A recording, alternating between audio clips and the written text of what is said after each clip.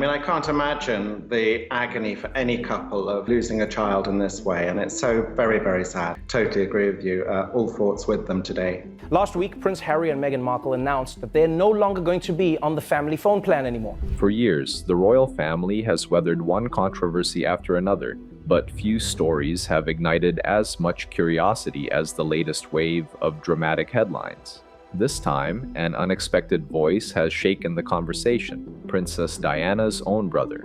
As Meghan finds herself at the center of fresh speculation and Kate Middleton's influence appears stronger than ever, questions are swirling across the world. Is this simply another round of royal gossip, or does it reveal a deeper shift within the monarchy that no one saw coming? But what exactly could Princess Diana's brother have said that has left the nation in shock? Let us know your thoughts in the comments below. To help us create more videos and uncover the latest royal drama, please subscribe. Harry's bold break from Windsor. The royal world was left buzzing after reports surfaced that Prince Harry had quietly considered making one of the boldest personal decisions of his life. According to several reports, the Duke of Sussex explored the idea of leaving behind the royal surname Mountbatten-Windsor and replacing it with Spencer, the famous family name of his late mother, Princess Diana. The possibility immediately sparked widespread discussion, as such a move would have carried enormous emotional and symbolic meaning. Reports claim that Harry privately raised the matter during a conversation with his uncle, Charles Spencer, the 9th Earl Spencer, seeking trusted family advice. Harry is said to have asked whether it would be possible for him and his family to officially adopt the Spencer surname. The discussion reportedly took place in a warm and respectful atmosphere, with Harry openly sharing his thoughts and feelings about the idea. The proposed change would not have affected Harry alone. If it had gone ahead, his wife, Meghan Markle, and their 2 children, Prince Archie and Princess Lilibet, would also have carried the Spencer name instead of Mountbatten-Windsor. Such a decision would have marked a remarkable departure from the traditional royal family identity. Many royal observers believe it would have been viewed as a powerful statement, showing Harry's desire to strengthen his connection to Princess Diana's family while creating a clear distinction from the House of Windsor.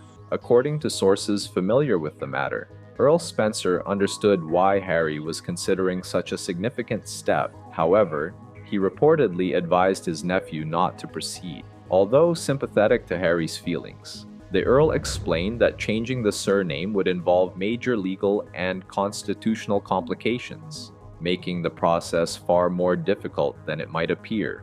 After listening to his uncle's guidance, Harry reportedly accepted the advice, and the proposal was quietly set aside without any further action. The reports surfaced against the continuing backdrop of Harry's strained relationship with the royal family following his and Meghan's decision to step down as senior working royals in 2020. Ever since their departure, the distance between Harry and several members of the family has remained a subject of intense public attention. Because of that ongoing rift, many commentators interpreted Harry's reported interest in the Spencer surname as more than just a legal question. They saw it as a deeply personal reflection of his lasting bond with Princess Diana and the values she represented. Although the name change never happened, Harry and Meghan continue to use Sussex as the family name in many everyday situations, following long-standing royal tradition. Even so, the reported discussions offered another glimpse into the powerful influence Princess Diana continues to have on Harry's life. Years after her passing, her legacy remains at the heart of his identity, his decisions, and the future he hopes to build for his family. Diana was killed there early today in a car crash, along with companion Dodi Al-Fayed and a chauffeur. Why would Harry want to forsake the royal surname? How did the name come to be? Let's delve into the details of the Mountbatten-Windsor name and history. The hidden history of Mountbatten-Windsor. The name Mountbatten-Windsor is far more than just a royal surname. It tells the story of 2 powerful family legacies brought together through one historic marriage. Every part of the name reflects a chapter in the modern British monarchy, linking the heritage of Queen Elizabeth II and Prince Philip into a single identity that continues to be used by many members of the royal family today. The first half of the name, Windsor, became the official name of the British royal house in 1917 during the difficult years of the First World War. At the time, Britain was fighting Germany, and many people were uncomfortable with the royal family's German-sounding surname, Saxe-Coburg and Gotha. Wanting to strengthen public confidence and highlight the monarchy's British roots, King George V made a bold decision. He officially changed the family name to Windsor, taking inspiration from the magnificent Windsor Castle, one of the monarchy's oldest and most recognizable royal residences. The move helped reshape the image of the royal family and reinforced its connection with the British people. The second half of the surname, Mountbatten, carries a remarkable story of its own. It comes from the name Battenberg, which belonged to Prince Philip's maternal family and also had German origins. Before marrying Princess Elizabeth in 1947, Philip made several life-changing decisions. He gave up his Greek and Danish royal titles, became a British citizen, and adopted the English version of his family's surname, Mountbatten. The change honored his mother's family, while also reflecting his commitment to his new life in Britain. Years later, another important decision shaped royal history. In 1960, Queen Elizabeth II and Prince Philip agreed that their descendants who were not officially styled as His or Her Royal Highness, or Prince or Princess, would carry the surname Mountbatten Windsor. This thoughtful compromise allowed Prince Philip's family name to live on, while preserving Windsor as the official name of the royal house. Although the family surname expanded, the monarchy itself continued to be known simply as the House of Windsor. Today, Mountbatten Windsor appears on legal documents, marriage certificates, military records, and other official papers whenever certain royal family members require a personal surname. It has been used by several descendants of Queen Elizabeth II and Prince Philip, including the children of King Charles III, and those of the Prince and Princess of Wales. More than a formal name, Mountbatten Windsor stands as a lasting symbol of unity, tradition, sacrifice, and the joining of two distinguished royal bloodlines that continue to shape the future of the British monarchy. Did Harry's uncle eventually agree to the name adoption? What was his final verdict? Let's dive into the details of Earl Spencer's advice that changed everything. How Harry's plan got foiled.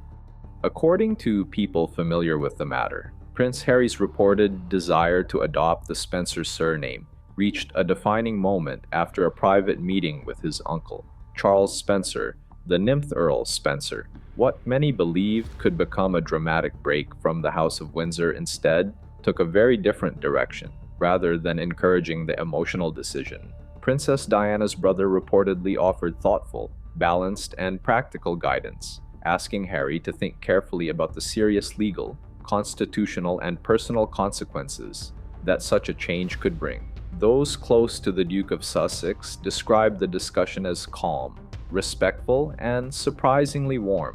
Instead of dismissing Harry's feelings or criticizing his reasons, Earl Spencer is said to have listened patiently and acknowledged the deep emotional connection Harry has always felt toward his late mother. Only after hearing him out did he explain why adopting the Spencer name would be far more difficult than it might seem at first glance. According to a friend of Harry who spoke to the Daily Mail, they had a very amicable conversation, and Spencer advised him against taking such a step.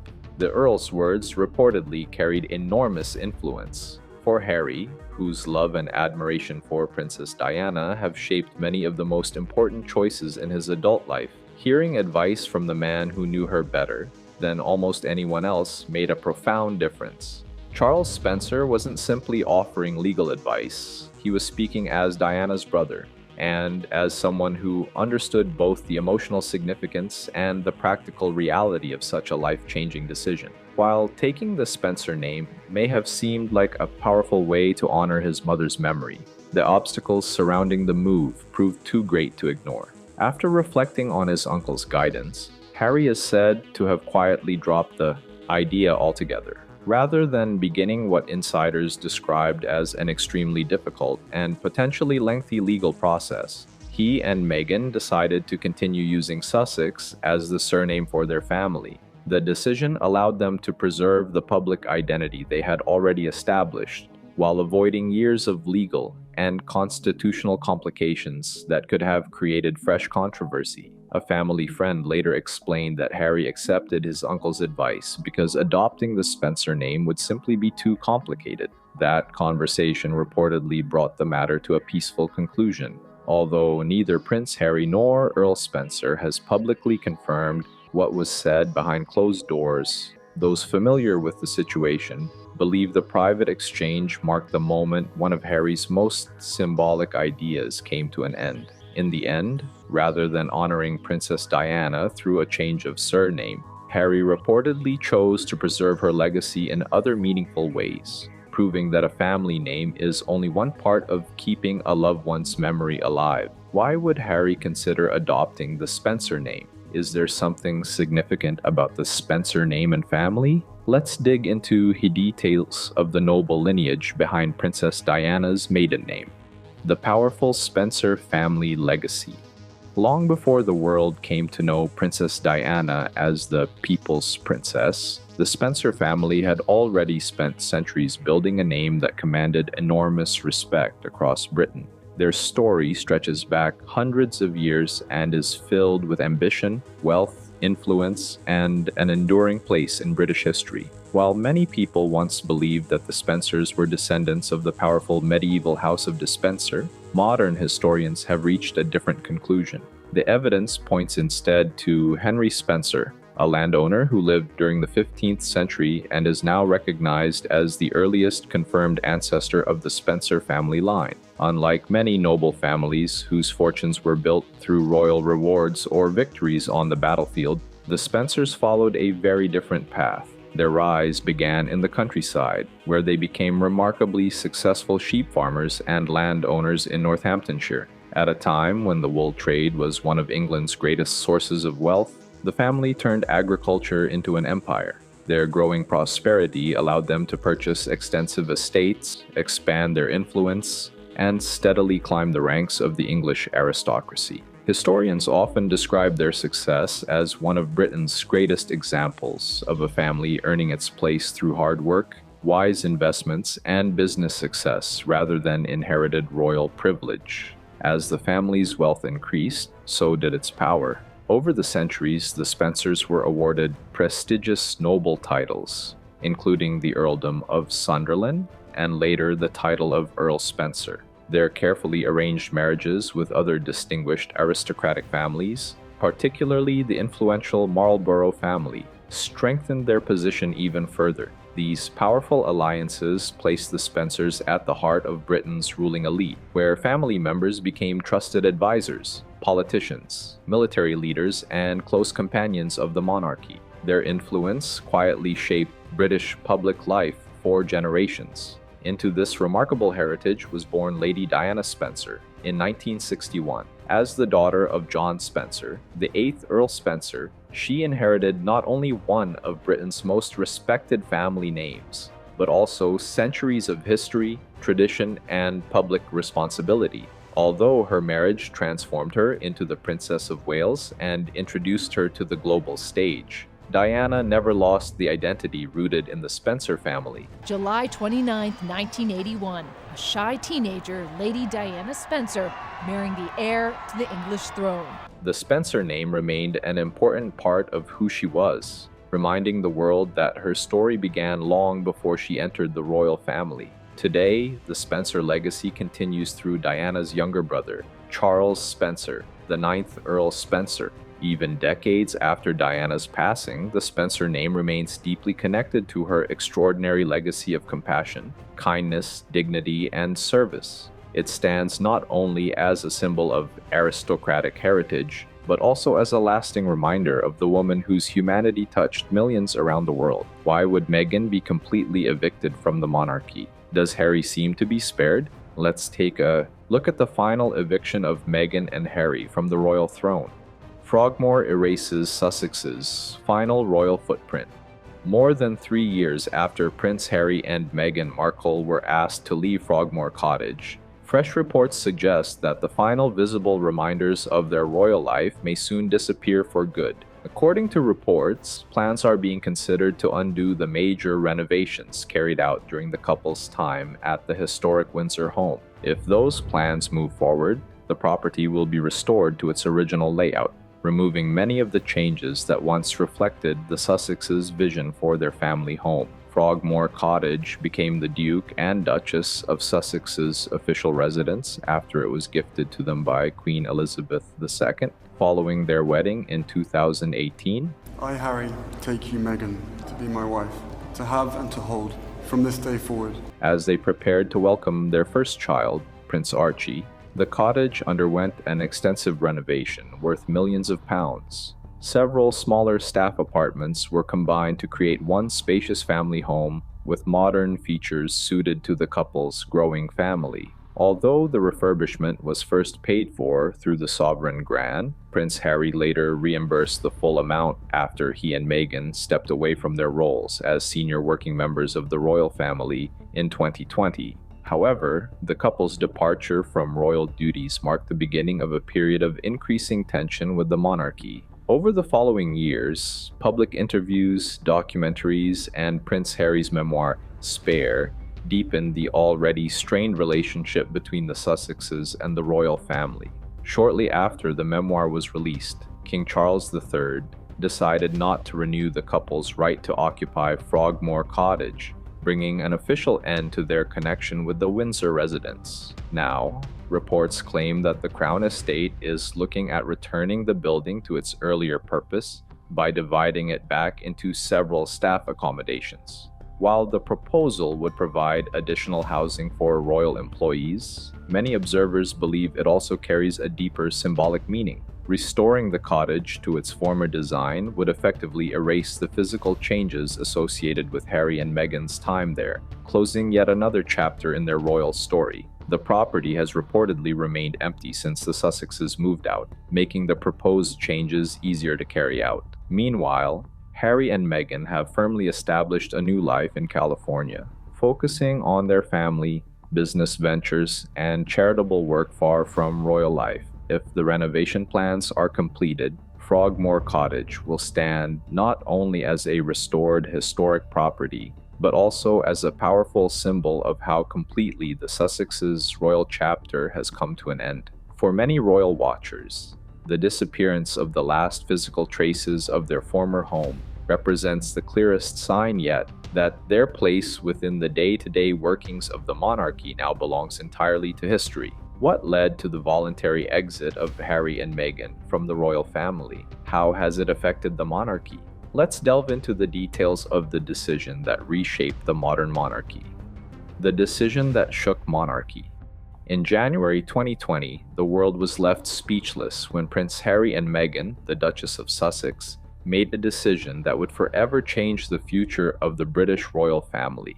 On January 8th, the couple released a surprise statement on their official Instagram account, announcing that they intended to step back. Holding a crisis summit with her family, Prince Harry and Meghan Markle's stunning decision to step back from their roles as senior working royals.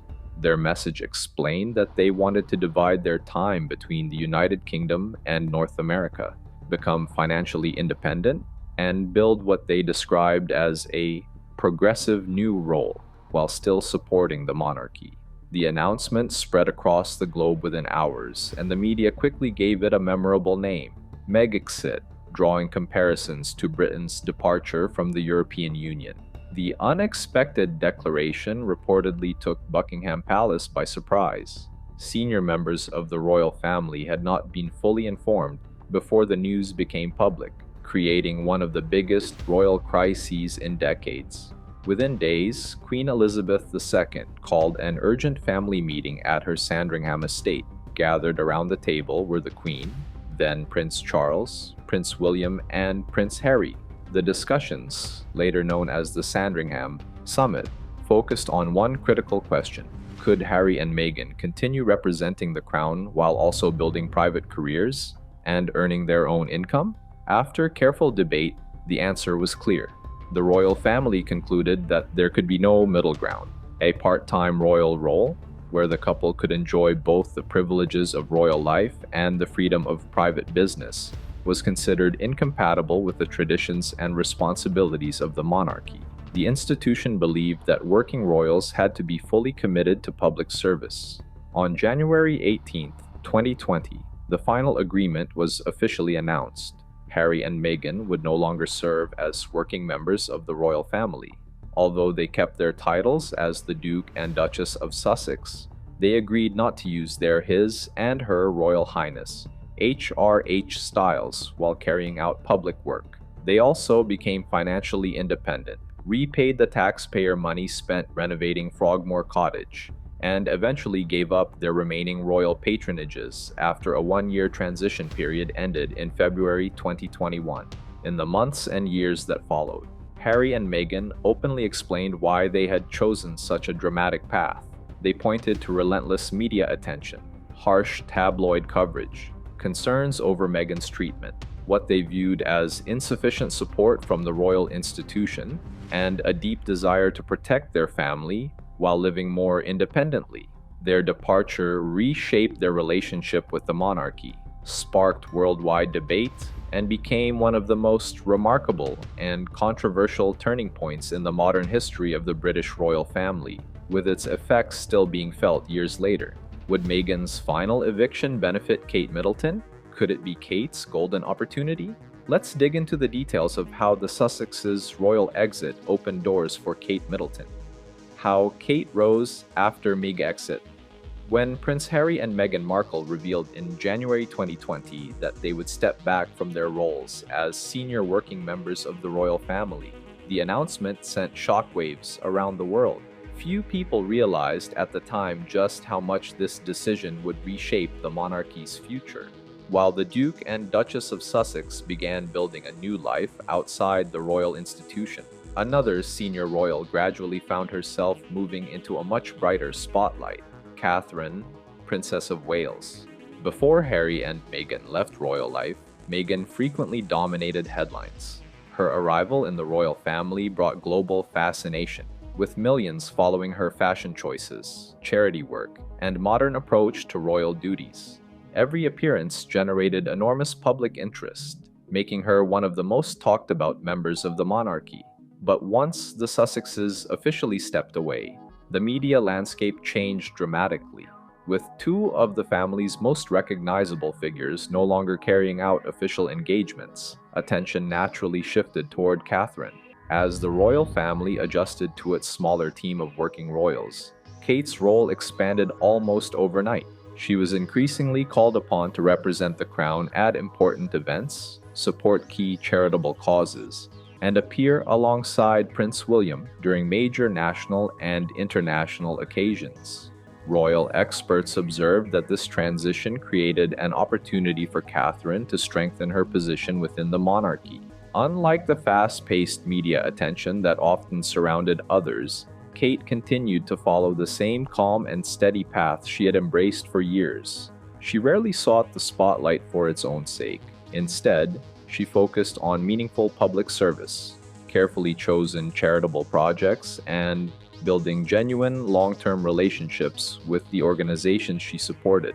That patient approach began to pay off. As public confidence in her continued to grow, Catherine earned increasing praise for her professionalism, composure, and unwavering dedication to duty. Many people came to view her as a reassuring and dependable figure during a period of significant change for the royal family. Meanwhile, Prince William and Catherine gradually became the leading younger faces of the monarchy. With Harry and Meghan pursuing independent careers overseas, the Prince and Princess of Wales took on even greater responsibilities.